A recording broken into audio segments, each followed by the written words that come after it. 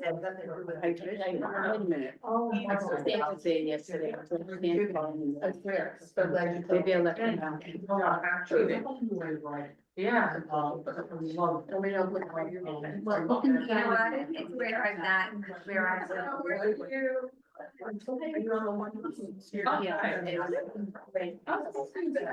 She did it. At one time, I don't know. I do. Yeah. That's what we talked about last week. Oh, man. I'm glad you did. I would have recommended it for you.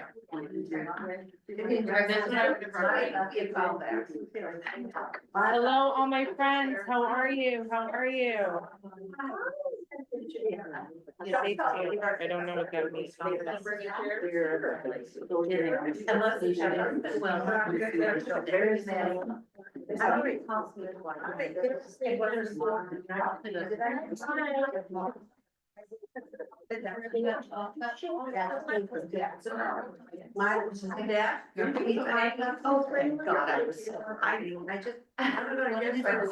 anybody need, does anyone need paper and pen? Any paper, pen? There's a pen for you. All right, we will need paper and pen today. If you don't have, I have. You need a pen? You I have a pen, I need a paper. You got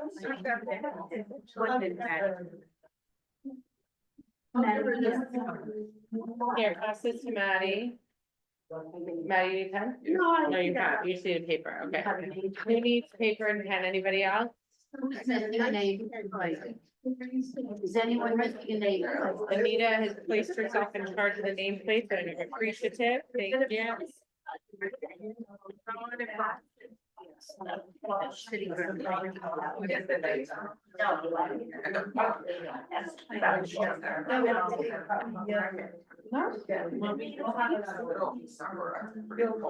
Okay, we're gonna get started. I do yellow, teal, or white. If not, we have to take it. Nope,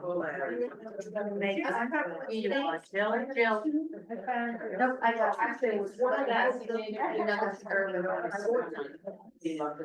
Anyone else need?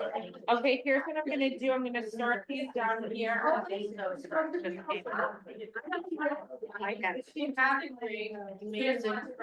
Thank you. Okay, everybody, here's what we're gonna do. Here's what we're gonna do. I'm gonna start these post-its on I'm gonna start these post-its on either side of the table. I want everyone to take one post-it off of the stack and place it on your table in front of you, okay? You can do it. And I have all the faith in the world. She's over there. I see your part. Susan, we have your names there. She knows. Susan. Susan. You changed. Okay. Anybody else? You changed position. Okay, take it. It wasn't intentional, I just embraced the flexibility. Oh, I love that. Embracing the flexibility. Okay. All right, everybody. The sticky notes are coming around. Who has a sticky note? They're coming around.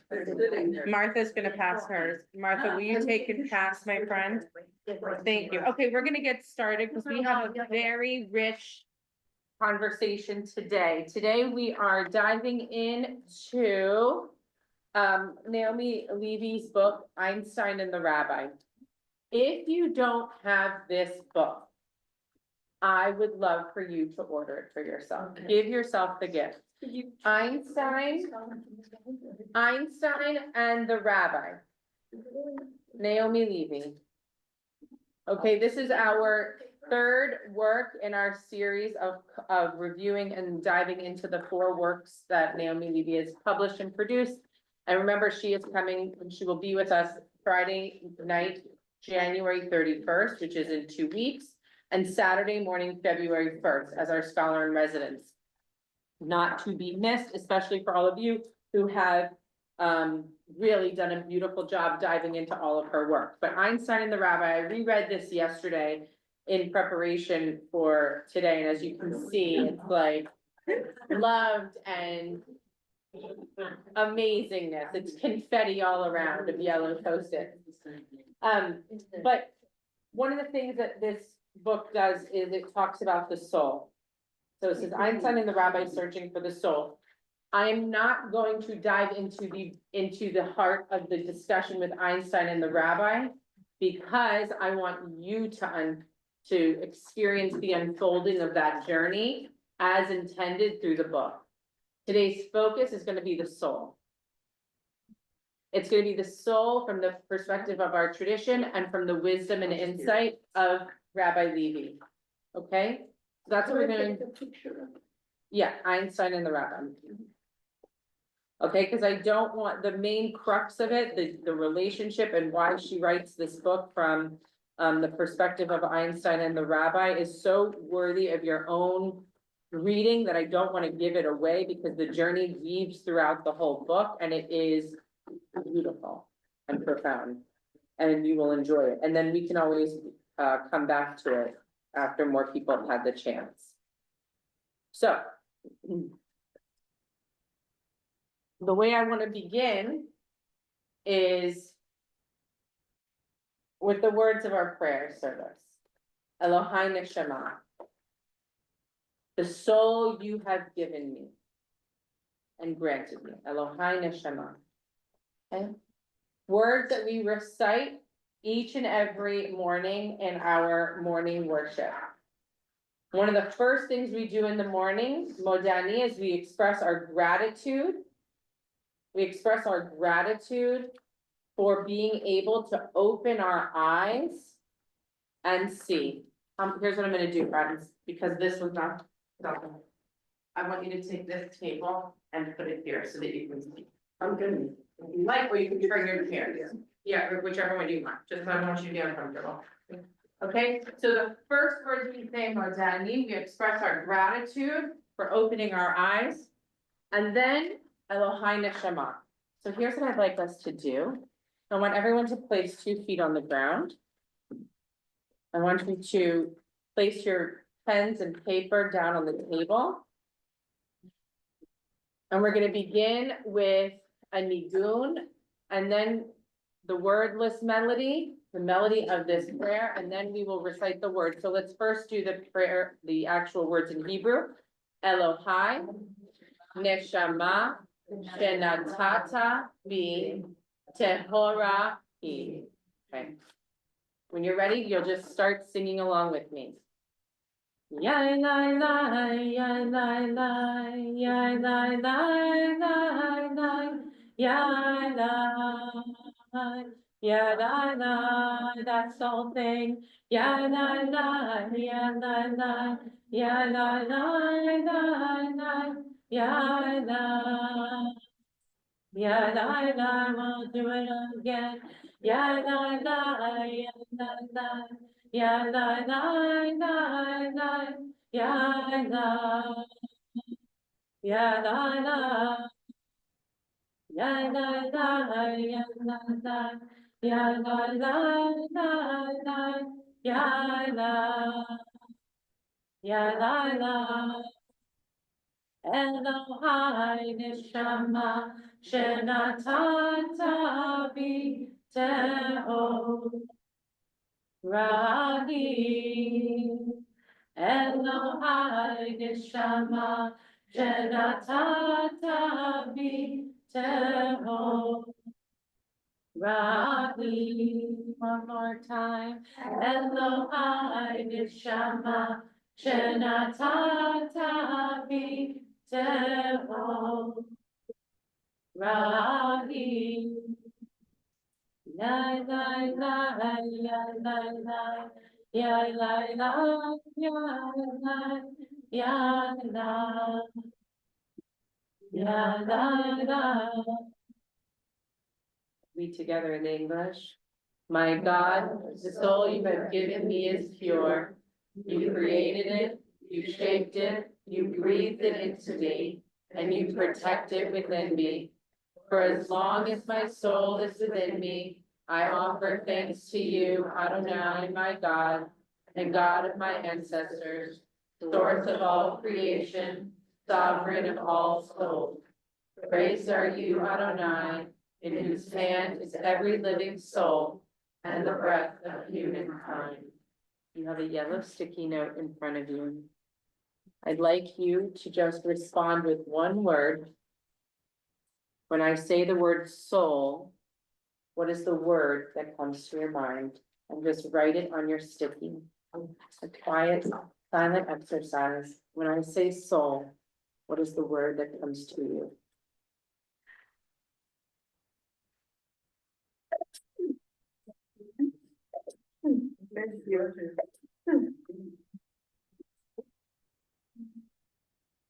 Could we have some more sticky, please? Oh, of course. When I say soul, what comes to you?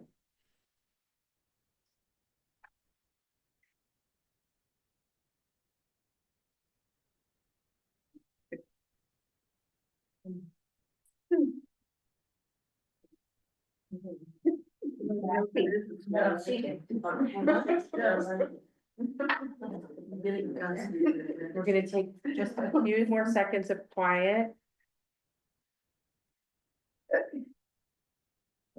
And when you are ready, I'll ask if whomever wants to start, we'll just go around while we say the word out loud. We'll have the nigun underscoring you. Rosie will start us off and we'll just go around just to share your word. Healing. Healing. What's that? Healing. Essence. How are you? Core. Mine, David. What? David. David. Search. I'll repeat. I want to give everyone their space. So Anne, go ahead. Search. Search. No idea. No idea. Rebirth. Rebirth. Living spark within. Living spark within. Part of the whole universe. Part of the whole universe. Inner voice. Inner voice. Inner voice. Inner voice. Being. Being. Being. Being. Life. Light. Spirit. Spirit. Feeling. Feeling. Inside. Inside. Forever. Forever. Being. Being. Essence. Essence. Heart. Heart. Robin, did you have something to share with us? Sweet. Say it again. Sweet. Beautiful. Thank you. What did she say? She said, I can't It hear it. said deep. Deep. Deep. Deep. Beautiful.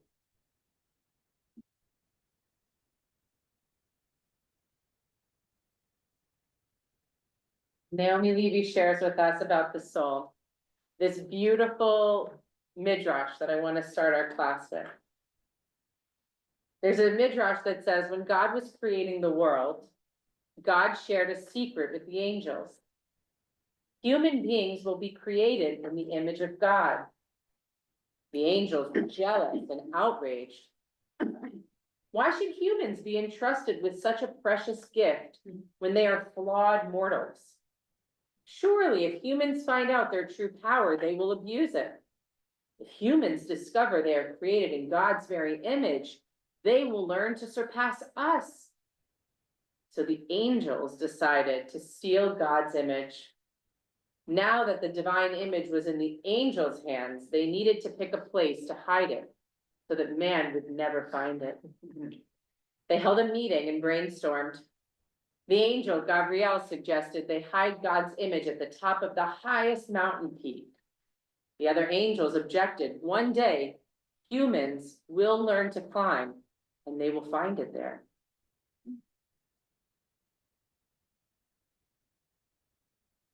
The angel Michael said, let's hide it at the bottom of the sea. The other angel said, one day humans will learn to explore the bottom of the sea and they will find it there. And so the angels suggested other hiding places, but they couldn't agree. I know a place where man will never look for it, said Uriel, the wisest angel of all. And so they followed Uriel, and the angels hid the precious holy image of God deep within the human soul. And to this day, God's image lies hidden in the very place we are least likely to search for it. Lying there, it is farther away from you than you can ever imagine. Lying there, it is closer to you than you will ever know. What are some initial reactions to the Midrash? Wow. It is a wow, it is a wow. It's an under your nose thing, Addie says, yeah, Linda. I was wondering why you didn't share your, word. And is it because you would have said God? No, I would not have said God necessarily, I didn't share my word because I want to hear all of yours and not bias the pool. Right. But you Right. could go at the end. I could, maybe at the very end, I will share. But you'll sort of start to see me as I'm the one that chose all the readings from today. Okay, but let's first start here. What are some initial reactions on the Midrash? What do I you, wish more people would find that inner soul and be more caring and more outward about things. So one of the things I love that you just said is, I wish more people would find, right? So it's that desire, that ability, that need to actually go digging, finding. Lauren, you mind closing the door for me? Thanks. Okay, digging with each. Martha, then Jill. You don't have to search for it because it's already here. Ooh, okay, so the Midrash is teaching us, you're right, we don't have to necessarily look for this thing, this image, this idea, it's actually Inside. inside of us. It's Okay. feeding in everywhere and in oil. Okay, beautiful. Jill? Yeah, I was gonna pretty much say the same thing. I think the bottom two lines for me really stand out that, you know, you can be further away or you can be right on top of it. It's up to you whether or not you wanna seek it. I wanna seek it. Beautiful, beautiful. So it's an intentional action, choice, decision. Beautiful. Anyone else have any reactions? Can we ever read the space where the human soul is? People have to speak louder. Yeah. Let, okay, go ahead, Liliana, and then, The space where the human soul is placed.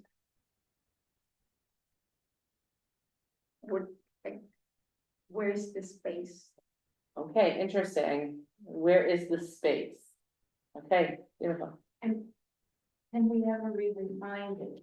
Mm, You know, in mathematics, there's an asymptotic curve that always approaches and never gets there, but it just infinitely keeps approaching.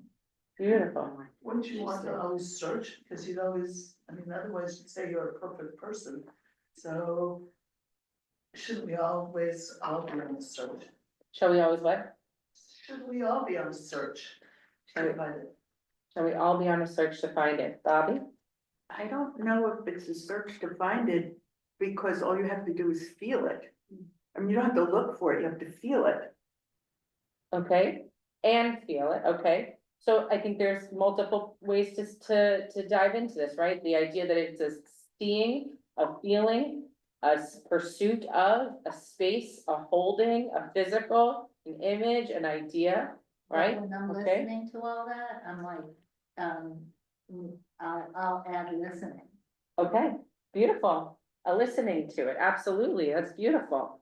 Maddie, I'm thinking of how it correlates to prayer, please. because prayer, my first go-to prayer is thank you. But sometimes I ask God for help to show me an answer, to help guide me. And it's the searching within as opposed to looking outside myself. Beautiful, beautiful. Beautiful. So Rabbi Levy says, by making a decision, which many of you have alluded to, that there's this conscious awareness, this choice, this decision, to access and follow our souls, we begin a journey.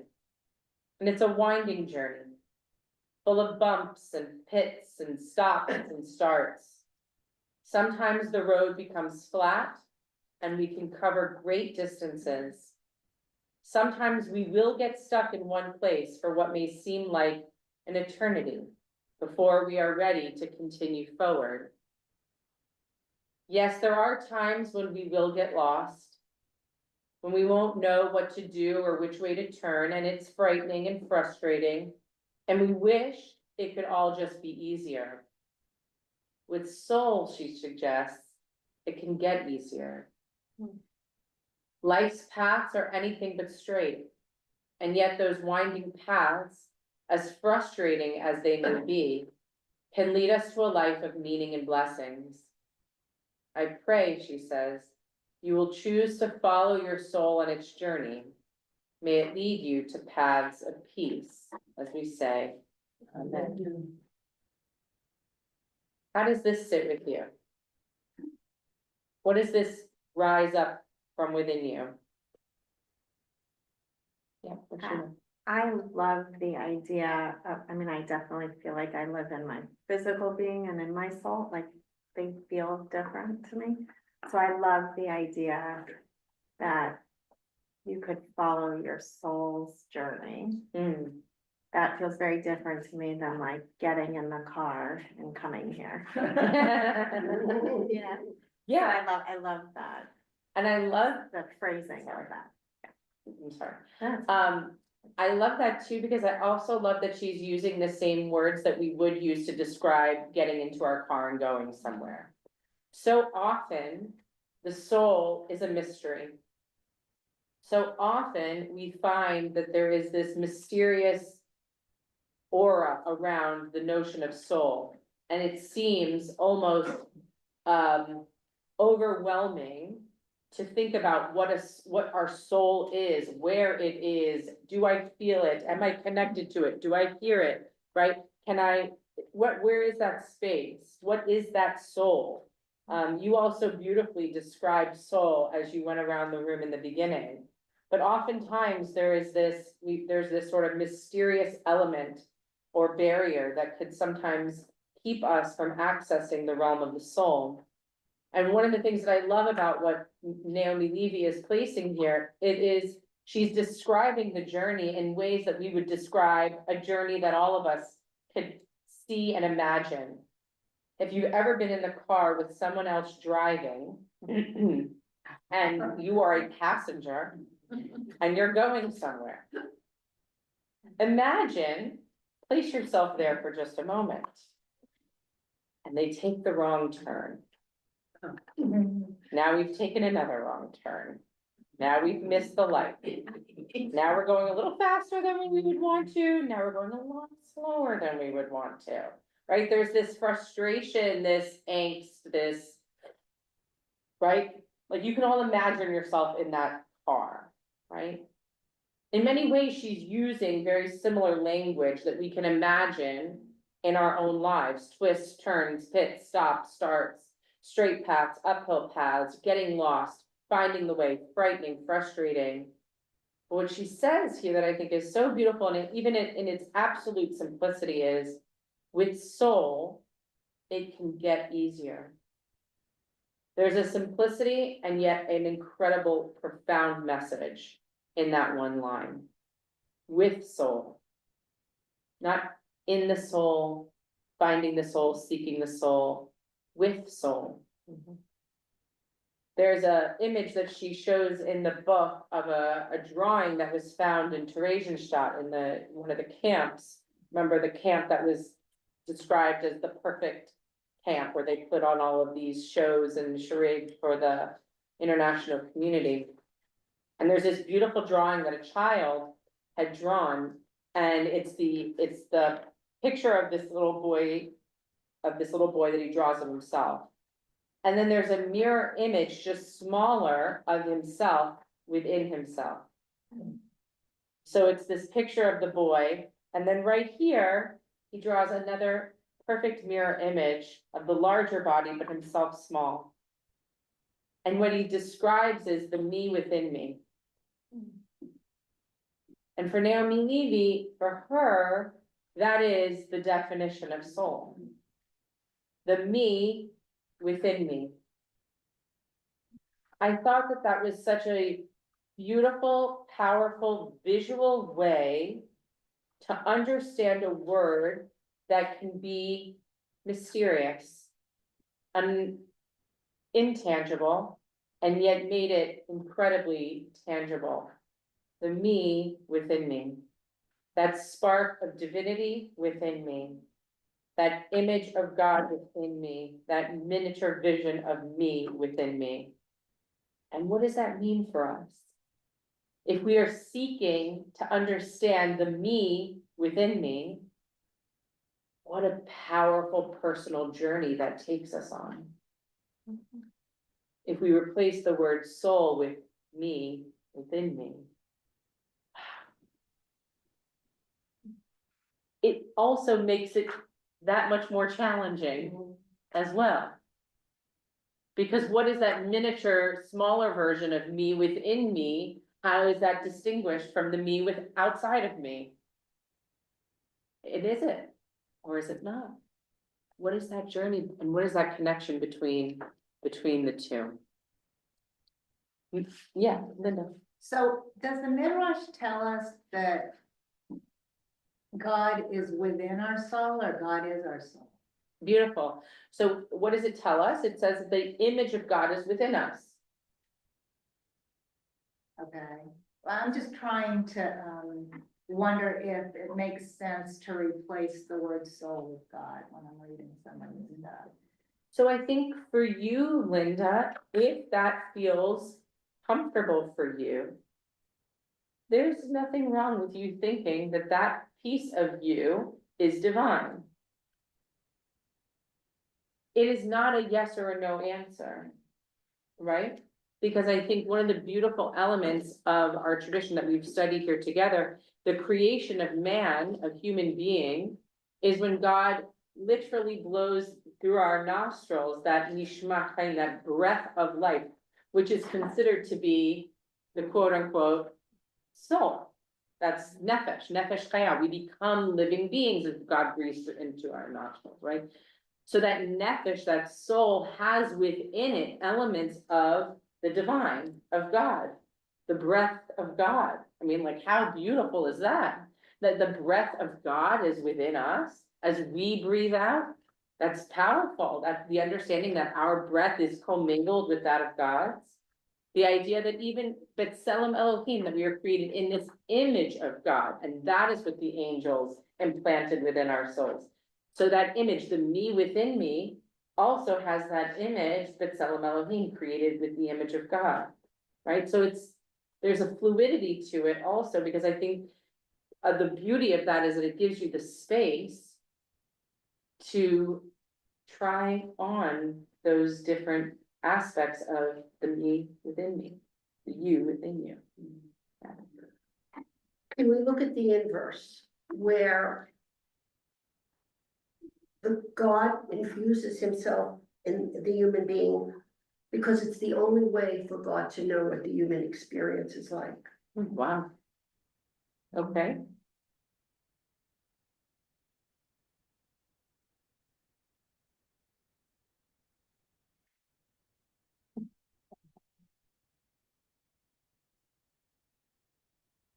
Yeah.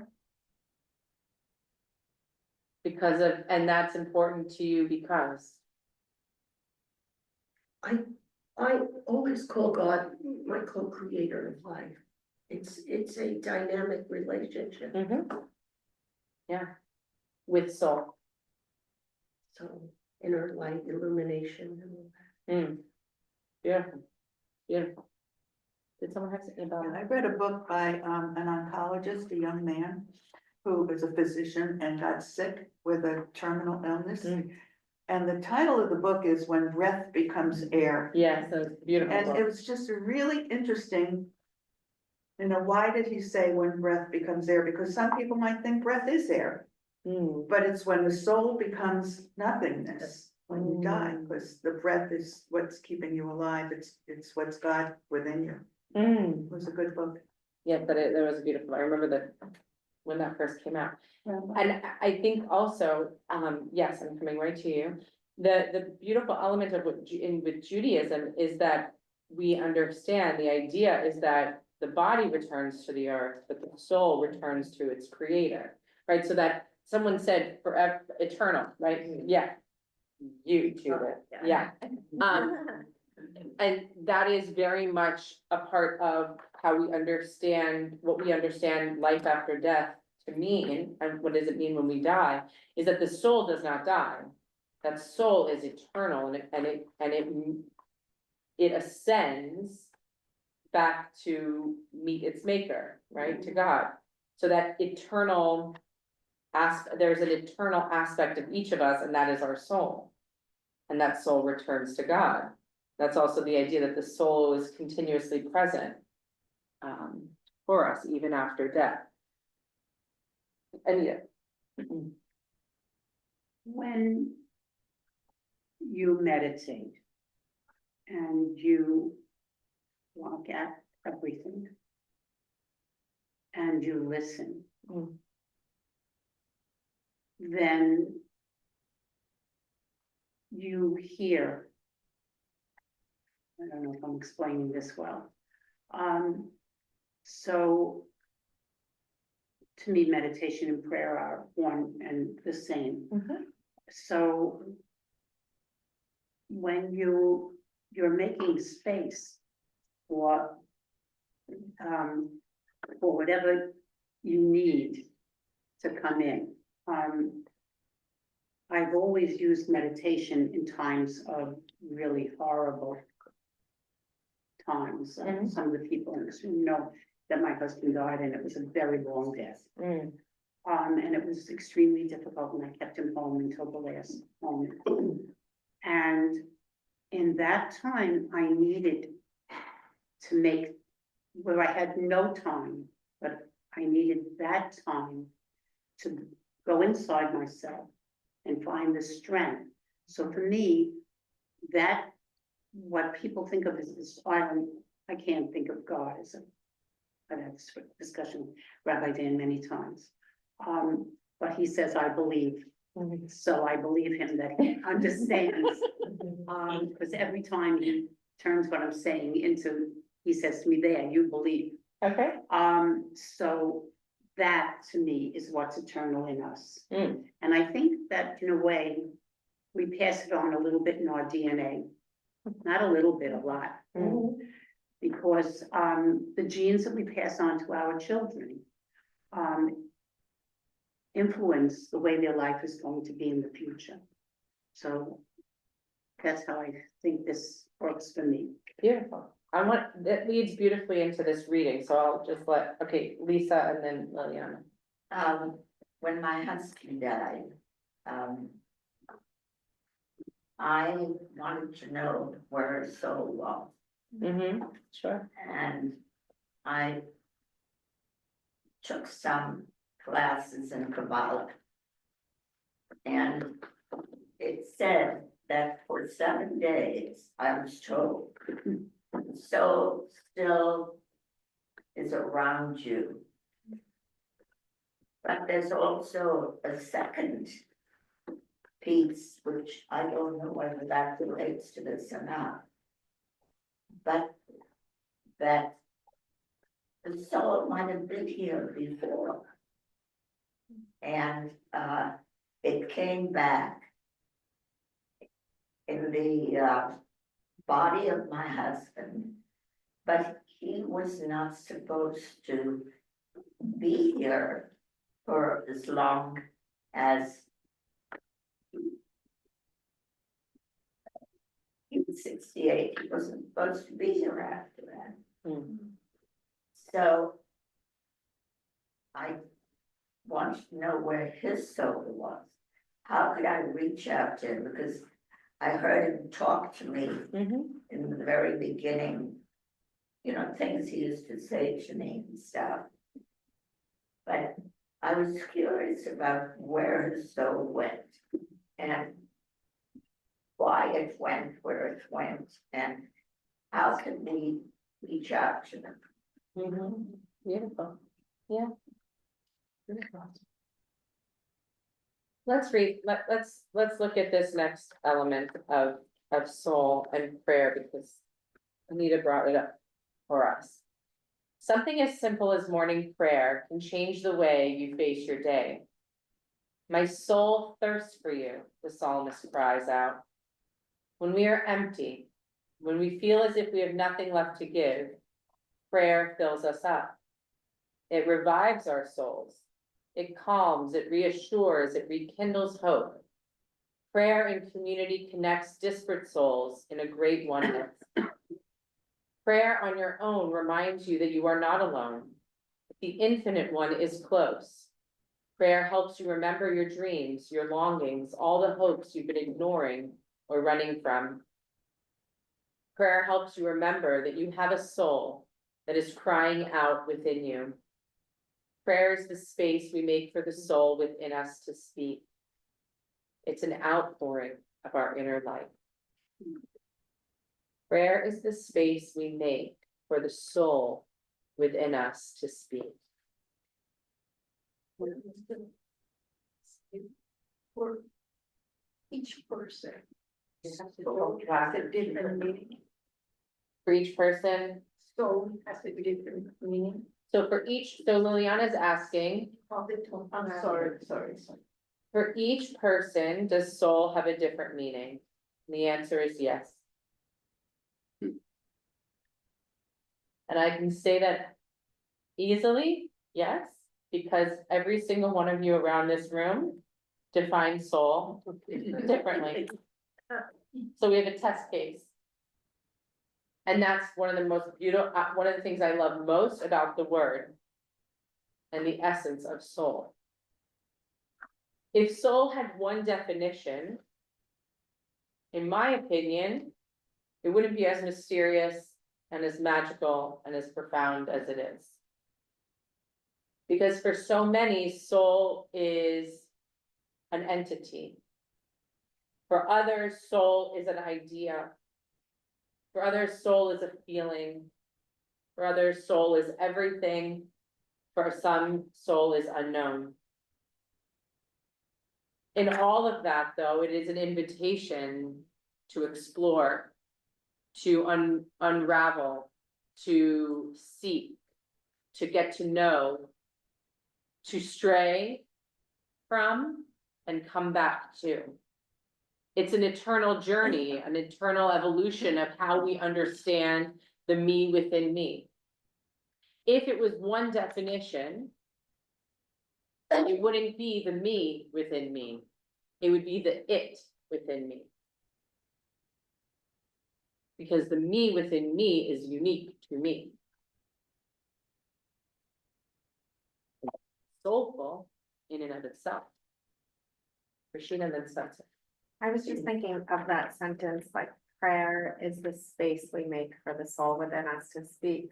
To follow up on what someone said over here, but like listening is the space we make for the soul of others to speak. Like when you're really listening, I mean, we all experience that, but like really being present to hear what someone has to say. That's what you're receiving from someone, you know, so that's so beautiful. Absolutely. Sensor. So for those of you who have studied language to some extent, the English language lacks many things.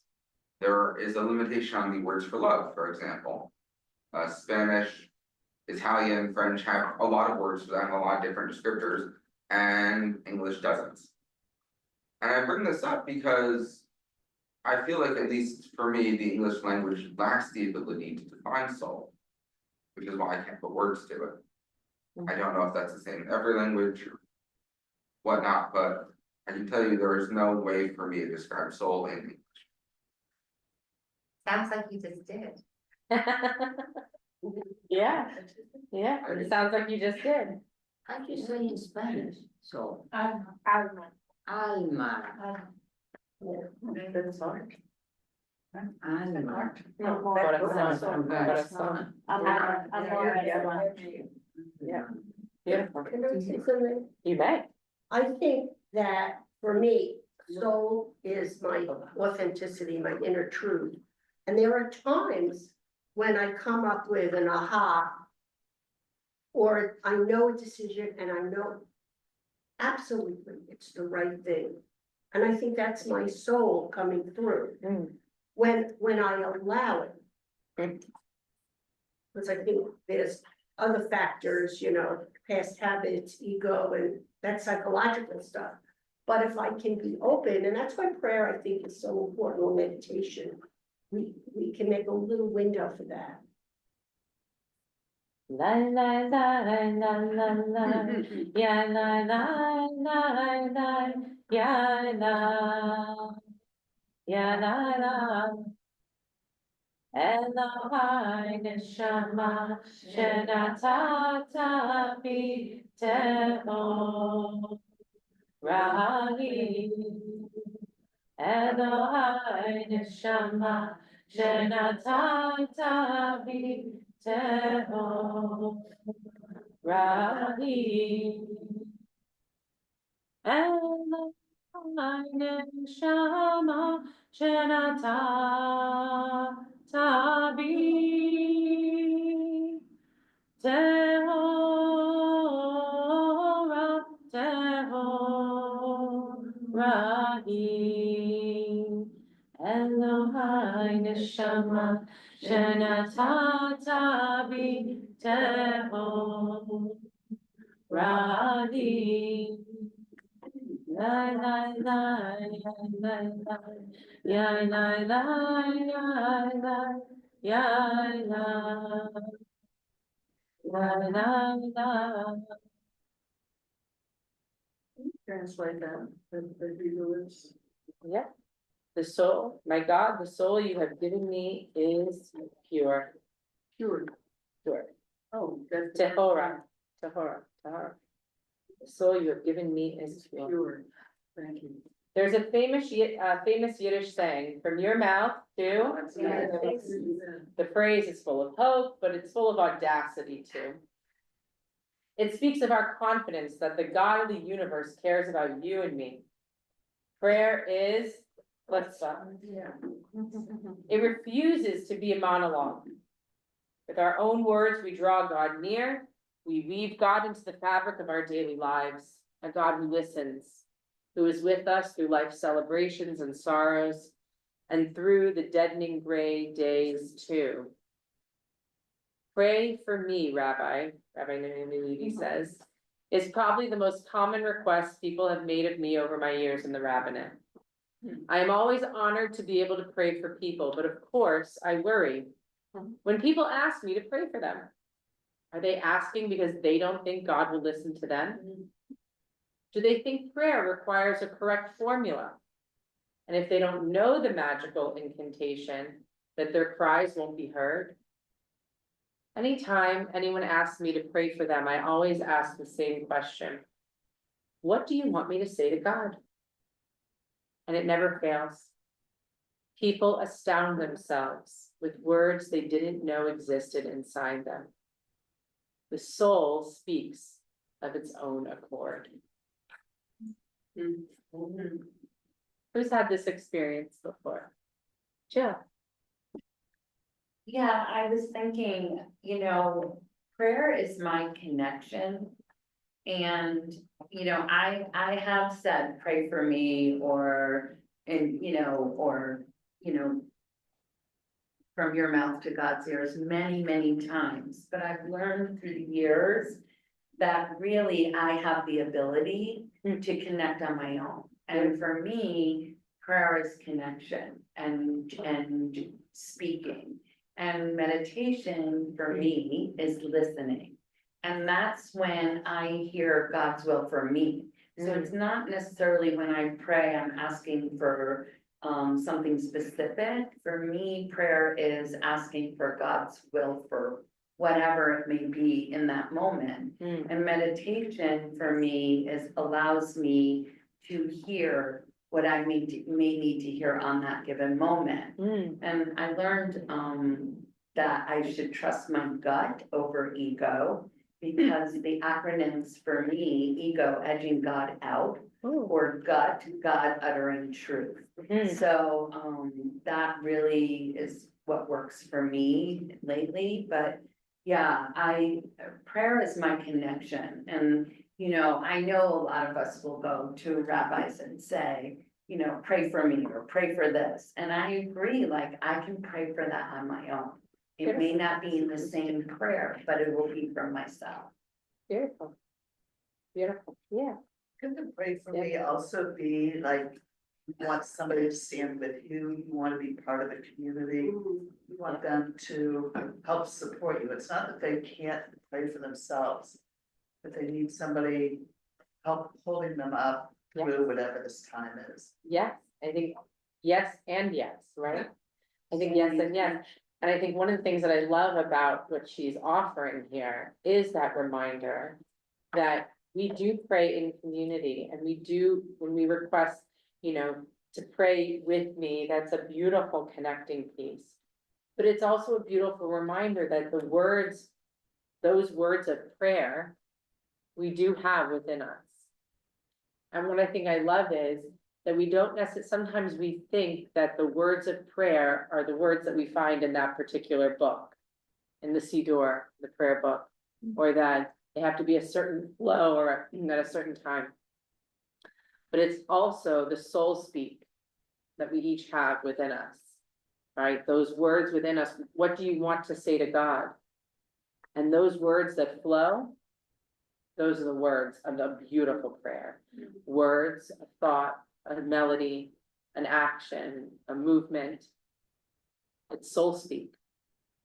And that giving that space or providing that space in our own time, in our own way, allows that access point, that connection point, that partnership, that beautiful relationship.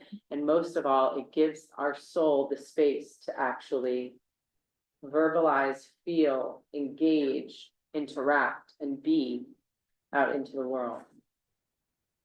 I have an experience that when my mom died, she went in the hospital and 4 weeks later she was gone. And I went to my rabbi and I said, well, tell me the words I need to say. And he was giving me the book stuff. And that's the conservative viewpoint. It didn't help me at all. So at 40, with 3 children under 10 years old on my own, I felt very lost. And I found the words. I was free then to not go to the rabbi, but to not why me, but help me understand, help me get through this, help me see my mom and where she is and that she's okay. And that's how I understood my role Beautiful. in life. It helped me a lot to Beautiful. let go of what the human part was and just to be. And that was my soul speaking to me. Yeah, you were, but and you were open to hearing it. Yes. Yeah, it's beautiful. It's beautiful. Here's a prayer that she offers for us. May you break out of your narrow vision, your narrow arguments and resentments. May you enter the place where your soul dwells and respond with spaciousness to all that comes your way. May you forgive, repair, soften, see. May you open up. The gift of a great expanse is yours to have. It already resides within you. May God be with you, and may God work through you, now and always. Amen. Beautiful. I can't wait to meet her. Good, that was my plan. Okay, so I'm bringing this Albert Einstein quote from the book. This is something that was found in his home in Europe, that he wrote a reflection about his belief. So here's what it says. The most beautiful emotion we can experience is the mysterious. It is the fundamental emotion that stands at the cradle of all true art and science. He to whom this emotion is a stranger, who can no longer wonder and stand wrapped in awe, is as good as dead, a snuffed out candle. To sense that behind anything that can be experienced, there is something that our minds cannot grasp, whose beauty and sublimity reaches us only indirectly, this is religiousness. In this sense, and in this sense only. I am a devoutly religious man. Love that. How old was he when he wrote that? I don't know how old he was when he wrote that. But it was before the war, right before the war, because he left as things were, the tides were starting to turn in Germany. So it was in like the 1930s, early 1930s that he wrote this. So what are your reactions? He was brilliant in so many aspects. They wanted him to be president of Israel. And he gave everything in his brain to what was so incredible. And he really was very upset about making that bomb. It was not what he wanted. But he shared it because he thought he was saving humanity. I don't agree with him. Okay, Okay, to me, if someone gave you the statement, the most beautiful emotion we can experience, and I had to fill in the blank, I would say it's love. okay. Okay. That's okay, yeah. I think he would not have come up with his famous equation had he not had this openness. To sense that behind anything that can be experienced, there's something that our minds cannot grasp. And he was the one who eventually could grasp that this is before he knew he could. And I think maybe even he couldn't have done it without this attitude. Beautiful. Beautiful, yeah, Lauren and Carol. I think, I understand better if I replace the word mysterious, maybe with the word curious. This is something, you have to be curious to create. Explore. Curiosity. Thank you. Carol, did you have something? No. Nothing. Oh, someone over here, hold on, okay. It said that he was 54 at the beginning of World War II. Okay. So he was mature enough, probably, wasn't that young. Okay. And He would create anything, whether it's art, music, science. There has to be, you have to see that there's a space for something else. Because if you think that everything is the way it is, you don't see a hole for another book, a hole for another art piece, or to end up solving science mystery. beautiful. That's It's interesting that he wrote this, as someone who always looked for more knowledge and tried to create things where there was nothing before. I mean, he basically pioneered the field of physics, so, you know, he did create things that were nothing there before. What? And he did okay too, but Einstein made it popular. mysterious. What I meant to say is, if you stop looking for the mysterious, and I don't think you ever find it, but if you stop looking for the mysterious, God, this is boring. There's nothing to kind of aim towards or try to find. Yeah, it's beautiful. Bobby? Well, one of the most mysterious things that makes me believe in the soul is that my mother and father were married very young and very close. And my father always took care of my mother. My father died a year before my mother did. My mother died a year later to the day my father died. And my mother and father's yahrzeit are on the same day. And when I filled out the form for temple, Rabbi Dan didn't read my mother's name.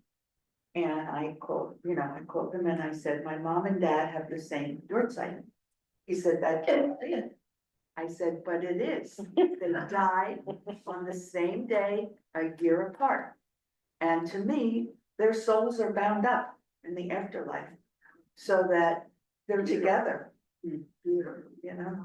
Yeah. And every time it's their yahrzeit, and I like two candles on the same day. It just like, it makes me think of their love and their soul being together. Oh, it's gorgeous. Yeah. That's beautiful. Wow. Beautiful. So as we begin to wrap up today's discussion on the soul, may you come to experience the me within me. May you be blessed with eyes to see the oneness your soul has been longing to show you. Know who you are. The seal of the Creator is on you. May you see your world to come in this world. May you experience long days full of meaning. May you live to give nafas, deep soul pleasure to the Creator who dreamed you into being.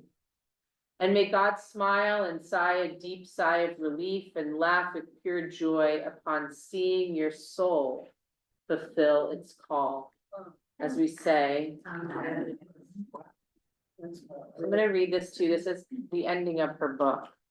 And I want to leave this with you as you sit and sort of reflect on Can it. you get that last line in so I can see it? Potentially, that would be helpful for all of us, but maybe I will, yes, okay, great.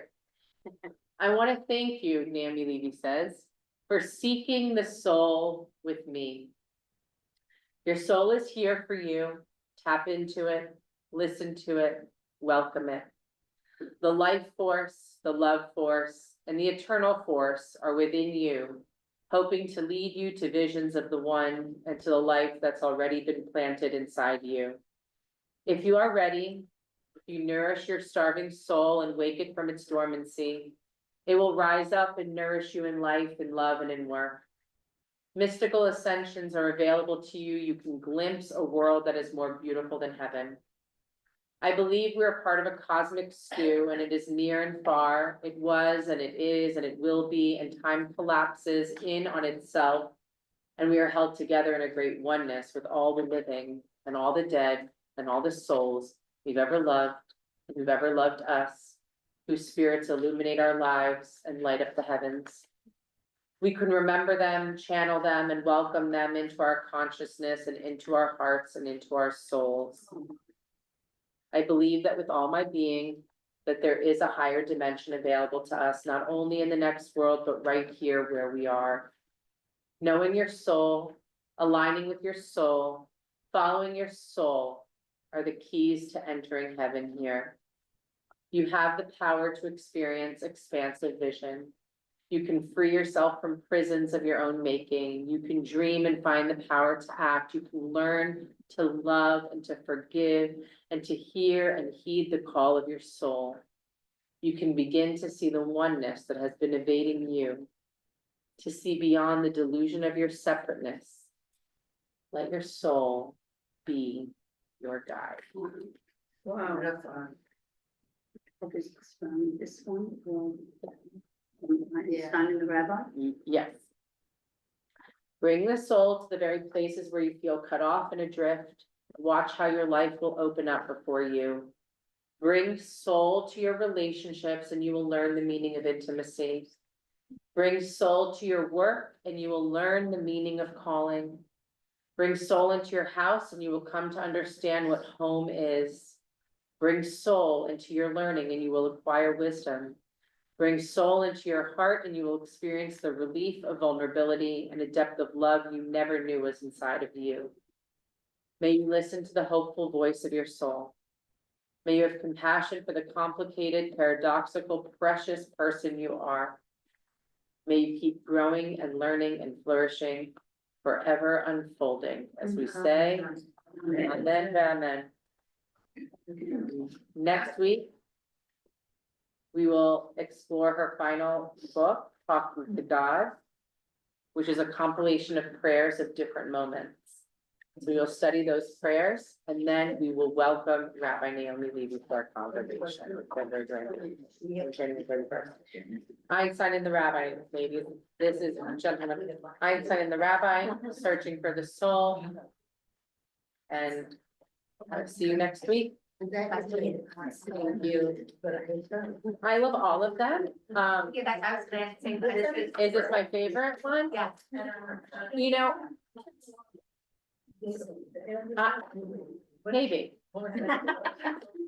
I love this book, I'm absolutely like enamored with, because I think it tackled something that is very challenging to just initially explore, like the search for the soul. It's just so relevant, it's in one. I love the story of the Rabbi. It's like, yes, I would say yes, and the talking to God book, I use all the time. So it's like two different things, like talking to God to me, I use it all the time. This book, I fall in love with it every